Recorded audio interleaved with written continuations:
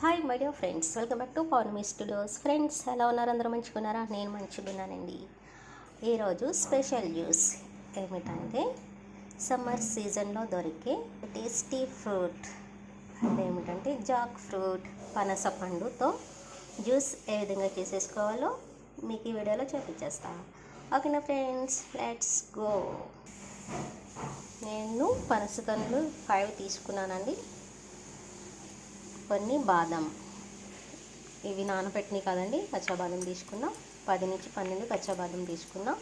ఈ 5 పనస్తొనలు. ఇది ఓపెన్ చేసుకొని లోపల ఉన్న గింజలు తీసేసుకోవాలండి. ఇది తీసి పక్కన పెట్టేస్తున్నా. ఇవి ప్లెయిన్ వాటర్లో వేస్తున్నా.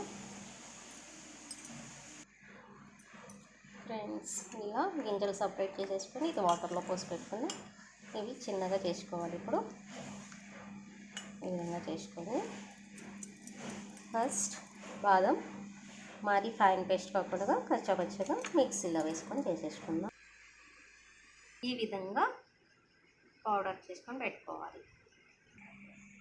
ఇప్పుడు గింజ సపరేట్ చేసి పెట్టుకున్నాం కదండి, పనస తొనలు వాటర్లో మంచిగా క్లీన్ చేసి మిక్సీ జార్లో తీసుకోవాలి.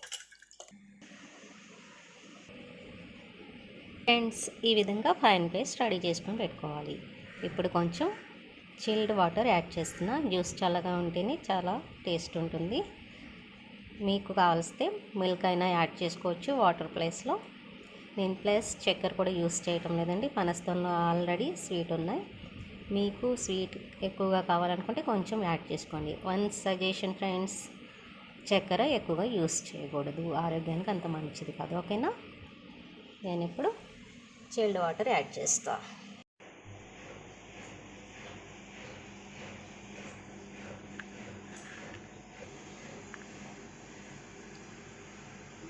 ముందుగా గ్రైండ్ చేసి పెట్టుకున్న బాదం వేసుకుందాం. 2 స్పూన్స్ వేసుకుందామండి. వేసేసుకుందాం.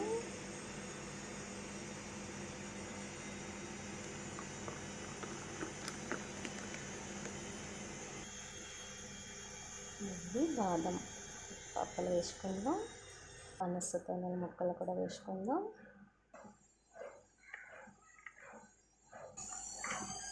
పనస పండు జ్యూస్ రెడీ అయిపోయింది. ఫ్రెండ్స్, రుచి సూపర్గా ఉంటుంది. ఒకసారి మీరు కూడా ట్రై చేసేయండి. ఓకేనా ఫ్రెండ్స్?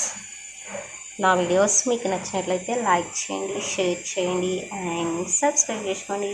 Bye, take care.